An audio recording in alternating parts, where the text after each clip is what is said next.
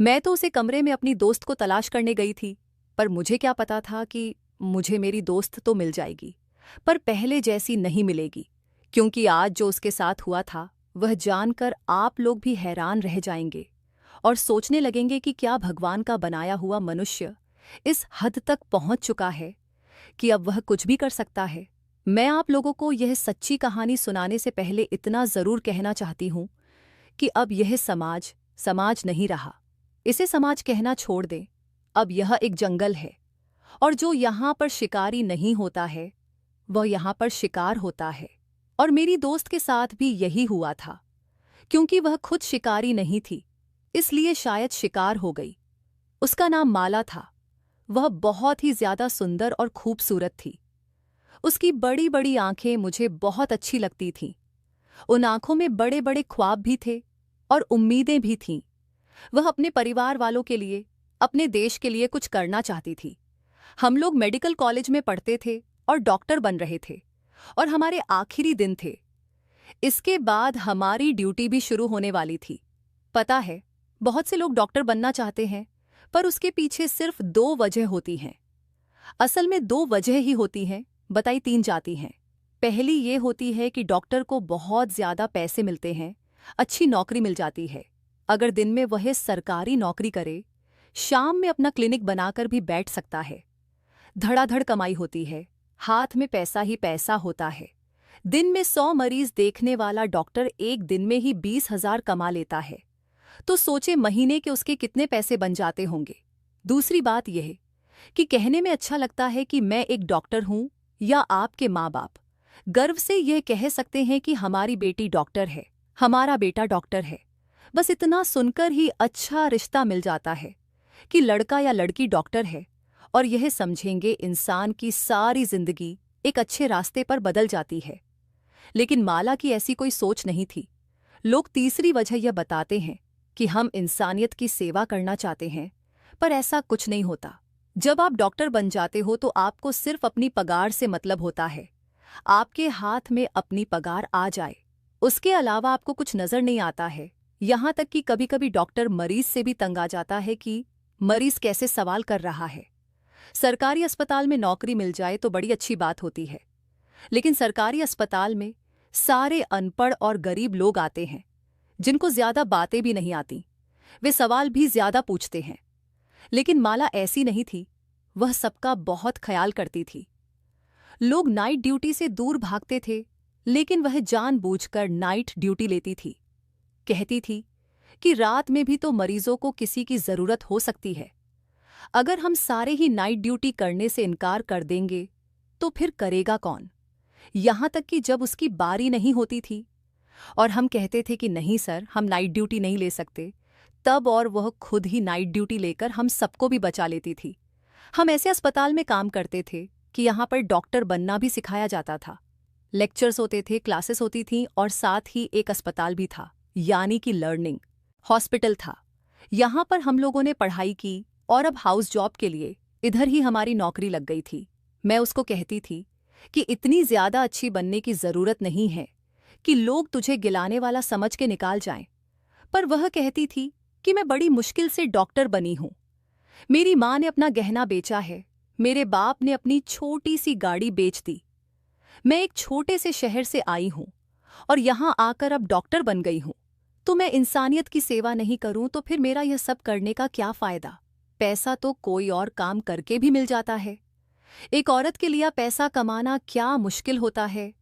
वह तो गलत काम करने से भी मिल जाता है। पर हमें हमेशा सही काम करना चाहिए, यही जिंदगी है। उसकी बातें मुझे कभी भी लेक्चर नहीं लगती थीं, बल्कि बहुत अच्छी लगती थीं। लेकिन आज उसे हाल में देख रही थी, हैरान थी। मुझे याद है यह अगस्त का महीना था और उसकी नाइट ड्यूटी थी। आज मेरी भी नाइट ड्यूटी थी। डॉक्टर ने कहा था कि एक ही डॉक्टर की बार बार नाइट ड्यूटी आती है, कम से कम उसके साथ तो कोई हो, क्योंकि आज मरीज भी ज्यादा थे। हम लोगों की शिफ्ट बहुत लंबी हो गई थी। 26 घंटे गुजर चुके थे। जब किसी डॉक्टर की नाइट शिफ्ट होती है तो इसका मतलब ये नहीं होता कि वह पूरी रात आपक लिए जागता रहता है। नाइट शिफ्ट डॉक्टर का यह मामला होता है कि डॉक्टर रात को अस्पताल में ही होता है आप उससे मदद ले सकते हैं, लेकिन बिल्कुल इमरजेंसी की स्थिति में। ऐसे नहीं कि किसी की ड्रिप खत्म हो गई हो तो उसके लिए डॉक्टर को बुलाया जाए कि आगे ड्रिप निकाल दे। ये काम तो कोई स्टाफ भी कर सकती है। यानी कि किसी मरीज की तबीयत बहुत ज्यादा खराब हो जाए, अचानक से कोई केस आ जाए तो फिर डॉक्टर अपनी ड्यूटी देता है। वरना अस्पताल में कमरा बनाया जाता है नाइट शिफ्ट वाले डॉक्टरों के लिए। वहां पर बिस्तर भी होते हैं, डॉक्टर वहां पर जाकर सो सकता है। और जब किसी को इमरजेंसी होगी तो वहां के डॉक्टर को वहां से बुला सकता है, क्योंकि रोज रोज इमरजेंसी नहीं होती और पूरी रात कोई भी इंसान जाग नहीं सकता। इसलिए हर अस्पताल में ये सुविधा मौजूद होती है। माला बहुत ज्यादा सुंदर थी। वो कोई ऐसी सुंदर नहीं थी कि उसको देखकर कोई यह कहता कि कितनी सुंदर है, जैसे कोई परी हो। लेकिन उसके अंदर एक अजीब सी कशिश थी। वह बहुत ही ज्यादा प्यारी थी, बहुत ज्यादा अच्छी लगती थी। और सबसे अच्छी बात यह थी कि उसके अंदर बहुत ही ज्यादा एहसास था। वह बड़े प्यार से बात करती थी। जब वह बोलती थी तो ऐसा लगता था कि जैसे इस दुनिया में सब कुछ ठीक है, कोई मसला ही नहीं है, कोई परेशानी नहीं है। ये दुनिया एक बहुत अच्छी जगह है और रहने के काबिल है। वो कुछ लोग होते हैं ना आपकी जिंदगी में, जो आपके लिए कुछ करते तो नहीं हैं और आपको पता भी नहीं होता कि वे आपके लिए कुछ कर सकते हैं या नहीं, लेकिन जब आप उनको देखते हैं तो आपके दिल को एक सुकून सा महसूस हो जाता है। आपको ऐसा लगता है कि बस ये है तो सारा कुछ ठीक है। बस मुझे भी माला को देखकर ऐसा ही लगता था। हम लोगों ने बहुत ज्यादा काम किया था, लेकिन वह अभी भी जाग रही थी। मैंने उसे कहा कि मैं जा रही हूं, तू भी आ जा, नहीं तो हमें खुद डॉक्टर की जरूरत पड़ जाएगी। इस बात पर वह हंसने लगी और उसने कहा कि हाँ, मैं आ रही हूं। बस एक बार एक राउंड मार लेती हूं, किसी को कोई जरूरत ना हो, वरना फिर हमें जगाने आएंगे, फिर तेरी नींद भी खराब हो जाएगी। मैंने कहा कि हाँ, यह भी ठीक है। मैं तो जाकर उस कमरे में लेट गई। थोड़ी देर के बाद माला भी आ गई। आकर मेरे पास ही लेट गई थी, यानी थोड़े फासले पर, और कमरे की छत की तरफ देखकर कह रही थी कि तुझे पता है इस दुनिया में कितने जालिम लोग हैं। मैंने कहा कि हम डॉक्टरों से जालिम कौन होगा? तो उसने कहा कि अरे नहीं, वो बात नहीं है। हमारा काम ऐसा है, लेकिन हमारा मकसद इलाज करना होता है। पर दुनिया में ऐसे ऐसे लोग हैं, ऐसी ऐसी हरकतें हो रही हैं कि मैं तुझे क्या बताऊं। मैंने कहा कि तुझे अचानक से ये सब कुछ क्यों याद आ गया और क्या हो रहा है? क्या तुझे किसी बात के बारे में पता चला है? क्योंकि मैंने सुना है कि हमारे अस्पताल के बारे में उल्टी सीधी बातें हो रही हैं। उसने कहा कि हाँ, बातें तो हो रही हैं, लेकिन मुझे कुछ पता नहीं है। खैर, मैं कुछ और सोच रही थी, बस यह देखकर कि इस दुनिया में बड़े जुल्म हो रहे हैं यार। मेरी तो प्रार्थना है कि काश यह दुनिया थोड़ी ज्यादा रहमदिल होती, हर किसी के लिए, हर लड़की के लिए, हर औरत के लिए, हर इंसान के लिए। तो फिर यह दुनिया रहने के लिए एक अच्छी जगह होती। पर तू खुद बता, आजकल यहाँ हो क्या रहा है? क्या ये दुनिया रहने के काबिल रह गई है? मैंने उसे कहा कि बात तो तेरी ठीक है, लेकिन फिर हम यहाँ से और कहीं जा भी नहीं सकते हैं। उसने कहा कि मेरे घर वाले मेरे लिए रिश्ता तलाश कर रहे हैं। जैसे उसने ये बात की, मैं हैरान रह गई। मैंने कहा कि तूने मुझे पहले क्यों नहीं बताया? तो कहने लगी कि अभी बता रही हूं ना, और 1 हफ्ते पहले से ही बात चल रही है। सब कह रहे हैं कि अब तो मैं 31 साल की हो गई और डॉक्टर भी बन गई हूं, अब तुम्हारी शादी करवानी है। मैंने उसे कहा, यार तुम्हें शादी करनी है तो डॉक्टर वर्मा से क्यों नहीं कर लेती? वह तुझे इतना पसंद करते हैं। दोनों डॉक्टर होंगे तो एक दूसरे की रूटीन को समझोगे, होंगे तो एक दूसरे की रूटीन को समझोगे। माला कहने लगी कि ये सारी बातें होती हैं कि दो लोग एक फील्ड से हो तो एक दूसरे का एहसास करते हैं। अरे, जिसने एहसास करना होता है ना, उसका फील्ड से होना जरूरी नहीं होता, वह वैसे ही एहसास कर लेता है। और जिसने एहसास नहीं करना होता, वह चाहे फील्ड का हो जाए, उसको पता हो कि आपकी रूटीन क्या है, वह फिर भी एहसास नहीं करता। मैंने उसे कहा कि तू बातें बड़ी अच्छी करती है, लेकिन तेरी बातें हमेशा सच होती हैं। ऐसा ही है, पर फिर भी वह आदमी बुरा नहीं है। इस बात पर माला ने कोई जवाब नहीं दिया। डॉक्टर वर्मा हमारे अस्पताल का सबसे सुंदर डॉक्टर था। सारा स्टाफ, डॉक्टर सब उसे देखकर आहें भरती थीं और कहती थीं कि अभी इसकी शादी नहीं हुई है। पता नहीं वह खुशकिस्मत लड़की कौन होगी जिसके साथ इसकी शादी होगी। एक दफा तो माला ने भी कहा था कि देखने में बहुत सुंदर है, लेकिन अभी माला उसके नाम पर ही थोड़ी सी गुस्से में नजर आने लगी और उसने जवाब भी नहीं दिया। हम इसी तरह बातें करते करते थोड़ी देर को सो गए। बीच रात मेरी आंख खुली तो मैंने देखा कि माला अपनी जगह पर नहीं थी। मुझे लगा कि कोई इमरजेंसी हुई होगी तो वह उठकर चली गई होगी। हम डॉक्टर जितना थक के सोते हैं, एक दफा आंख बंद कर ली तो फिर सुबह ही पता चलता है कि अच्छा सुबह हो गई। ऐसा लगता है कि 4 सेकंड ही सोए हैं। और ऐसी नींद नहीं लोगों को आती है जो बहुत ज्यादा मेहनत करते हैं। और हम भी तो मेहनत का ही काम करते थे। मैंने देखा वो वहां पर नहीं थी। मैं मुंह उस तरफ करके सो गई। थोड़ी देर के बाद जब मैं बाहर निकली, मुझे किसी मरीज ने नहीं बुलाया था। मैं उसका काम करके आसपास देखने लगी कि माला कहाँ गई है, लेकिन वह मुझे कहीं भी नजर नहीं आ रही थी। 2-3 बार ही थी यहां पर जिस तरफ हमारी ड्यूटी होती थी। अस्पताल तो यह बहुत बड़ा था, लेकिन वह इधर नहीं थी। फिर मुझे लगा कि किसी दूसरे हिस्से में गई होगी, क्योंकि अस्पताल बहुत बड़ा था। हो सकता है कुछ चीज खत्म हो गई हो जो लेने के लिए गई हो, या उधर कोई मरीज आया हो। अभी सुबह होने में वक्त था जब मैंने देखा कि साइड पर एक कमरा था जिसका दरवाजा खुला हुआ था। ये कमरा भी हमारे कमरे जैसा ही था। यहां पर भी आराम किया जा सकता था, लेकिन इधर जमीन पर सिर्फ एक गद्दा पड़ा था और अस्पताल की कुछ व्हीलचेयर और लोहे के बड़े एक साइड पर रखे हुए थे। यह पहले तो कमरा ही था, लेकिन ऐसा ऐसा रूम बनता जा रहा था, क्योंकि जिसका जो दिल करता है वह कूड़ा कबाड़ उठाकर इस कमरे में रख देता था। मैंने सोचा कि इसका दरवाजा क्यों खुला हुआ है, और इस तरफ से तो बाहर का रास्ता भी था।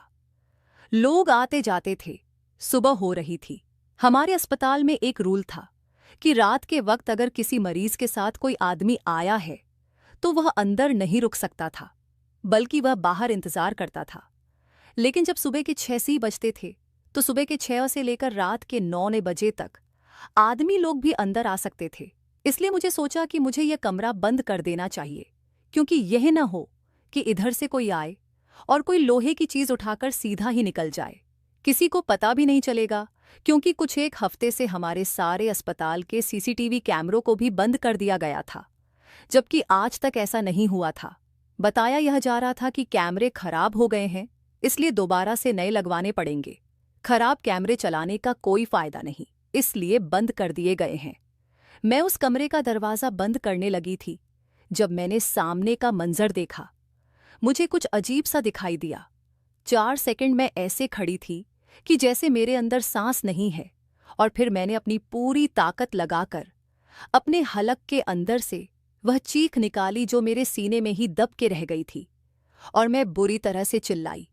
मेरी चीखों की आवाज सुनकर वहां स्टाफ आने लगा, और जब उन्होंने भी सामने देखा कि यह क्या दृश्य है, तो वह मुझे वहां से दूर ले जाने लगे। जबकि मैं आगे आगे बढ़ने लगी, पर वह मुझे वहां से दूर ले गए। मैं पागलों की तरह चिल्लाई थी, माला माला उठी, माला उठो। मुझे नहीं पता था कि वह जिंदा है या नहीं, लेकिन दूर से देखने से ऐसा लग रहा था कि जैसे वह बेहोश है। मैं खुद डॉक्टर थी। अगर मेरी दोस्त को कुछ होता, मैं क्यों न उसकी मदद करती। लेकिन इन लोगों ने मुझे मदद भी नहीं करने दी, चेक भी नहीं करने दिया, देखने भी नहीं दिया। बस वही जो मैंने एक नज़र देखा था, उसके बाद ये लोग मुझे वहां से ले गए। मैं बहुत ज्यादा परेशान थी। उसके बाद मुझे उस तरफ जाने नहीं दिया जा रहा था। सुबह हो गई थी और माला कहीं पर भी नहीं थी, क्योंकि माला शायद अब मुझे कभी दिखाई भी नहीं देती, मुझे कभी नजर नहीं आती। वह शायद कभी किसी की सहायता न कर पाती, किसी के जख्मों पर मरहम न रख पाती, क्योंकि अब वह इस दुनिया में नहीं थी और वह उसी कमरे में ही पड़ी थी। उसके साथ क्या हुआ था यह अभी पता नहीं था, लेकिन उसकी हालत बहुत बुरी थी। उसके शरीर पर कोई कपड़ा नहीं था। मुझे वहां से भगा दिया गया था, और अब मुझे कहा जा रहा था कि तुमने इस मामले में कुछ नहीं बोलना, नहीं तो तुम्हें निकाल देंगे। हमें लगता है कि डॉक्टर माला ने खुदकुशी कर ली है, यानी कि उसने आत्महत्या कर ली है और अपने आप को खत्म कर लिया है। पर ऐसा कैसे हो सकता था? वह इतना बड़ा कदम नहीं उठा सकती थी। वह एक बहुत ही अच्छी और जिंदगी से भरी हुई लड़की थी। वह कभी भी नाउम्मीद की बातें नहीं करती थी। उसकी जिंदगी के कुछ वक़्त थे, और मुझे रात को बता रही थी कि मेरी शादी होने वाली है, मेरे माँ बाप मेरे लिए रिश्ता देख रहे हैं। ऐसे में वह क्यों अपनी जान को खुद खत्म करेगी? और अगर उसने आत्महत्या की थी तो फिर उसकी ऐसी हालत क्यों थी? मुझे भी सही तरीके से पता नहीं चल रहा था, कोई बता नहीं रहा था। लेकिन थोड़ी देर के बाद एक खबर पूरे अस्पताल में आग की तरह फैल गई और मेरे कानों तक भी पहुंच गई थी। वह खबर यह थी कि डॉक्टर माला के साथ बहुत बुरा हुआ है और यह बुरा करने वाले कोई 8 से 10 लोग हैं। कहाँ गए हैं किसी को पता नहीं है। डॉक्टर माला इस दुनिया से जा चुकी है और अस्पताल वाले यह कह रहे हैं कि डॉक्टर माला ने आत्महत्या कर ली है। मेरे दिल पर क्या गुजरी थी मैं जानती थी। मुझे ऐसा लग रहा था कि जैसे जो कुछ माला के साथ हुआ वह माला के साथ नहीं बल्कि मेरे साथ हुआ है। अस्पताल में ऐसे लोग अंदर आ सकते हैं और उसके साथ ये सब कुछ हो सकता है। मुझे भी बुला लिया गया और कहा कि तुमने अपनी जुबान नहीं खोलनी है। तुमने कुछ नहीं देखा, क्योंकि अगर तुमने अपनी जुबान खोली और किसी को भी कुछ बताया तो हमारे अस्पताल की इमेज बहुत खराब हो जाएगी। यहाँ पर ना तो कोई पढ़ने के लिए आएगा और न ही कोई डॉक्टर करेगा। अगर तुमने कोई भी शिकायत करने की कोशिश की, हम तुम्हें इस अस्पताल की नौकरी से निकाल देंगे और तुम्हारे खिलाफ केस बनाएंगे कि तुम अच्छी डॉक्टर नहीं हो। तुम्हारे हाथों में कोई मरीज खत्म हुआ है, फिर तुम्हें किसी और अस्पताल में भी नौकरी नहीं मिलेगी। मैं भी माला की तरह गरीब घर से ही थी और अपने माँ बाप को जेवर बेचकर डॉक्टर बनी थी, इसलिए मैं चुप हो गई। लेकिन मेरा दिल किस कदर परेशान था और कैसे फटा जा रहा था, यह सिर्फ मैं ही जानती थी। जब माला के घर वालों को फोन किया गया तो मैं वहीं पर मौजूद थी। फोन के अंदर से आवाज आ रही थी। जब उनको बताया कि आपकी बेटी नशे में डूबी थी और उसने आत्महत्या कर ली है, उसके बाप ने ऐसी बात की कि मेरी आंखों में आंसू आ गए। उसने कहा कि मेरी वाली माला की बात कर रहे हैं आप। कैसे प्यार से कहा था उसने कि मेरी माला की बात, और उसकी माला भी इस दुनिया में नहीं रही थी।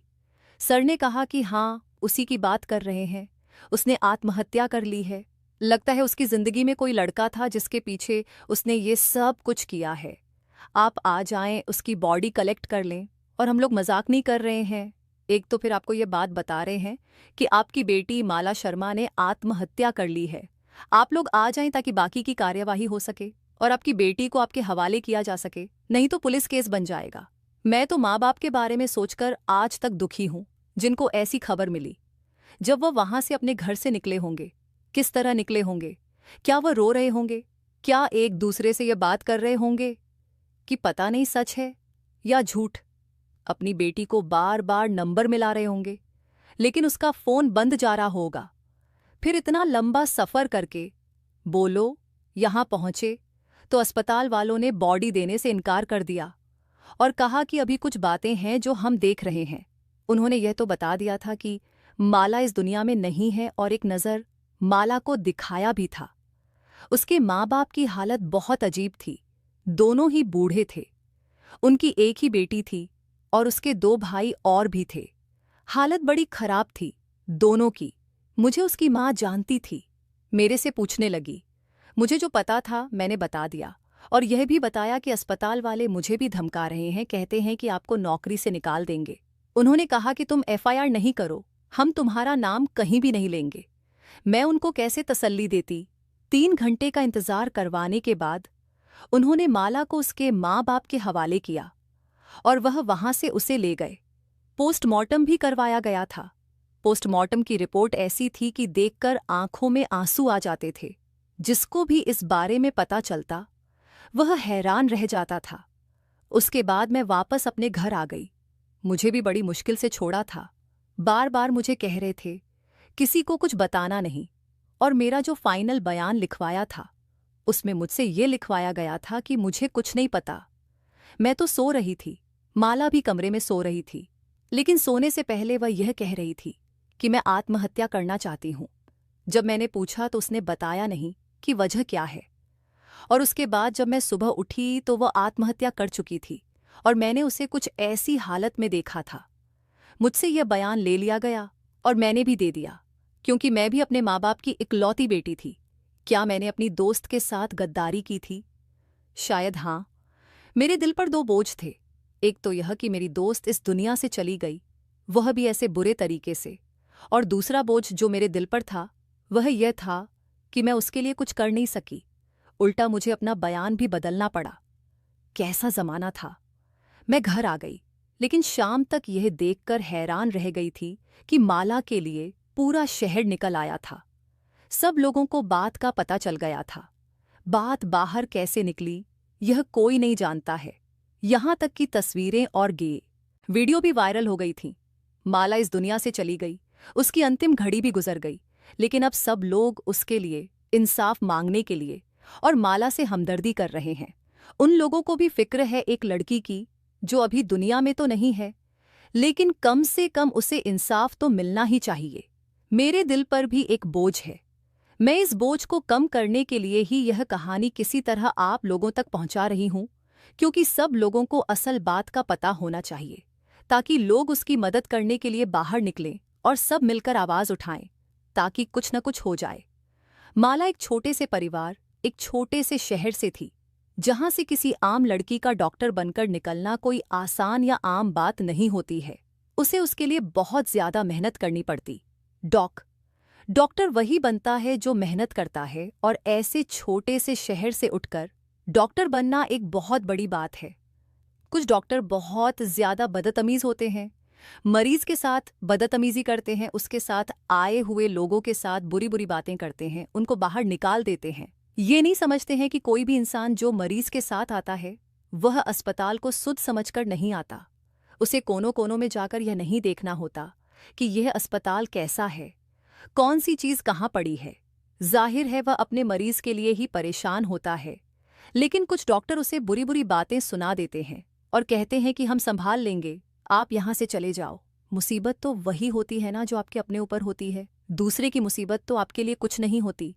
दर्द तो वही होता है जो खुद को होता है, जो दूसरे को होता है वह दर्द थोड़ी होता है, वह तो नाटक होता है।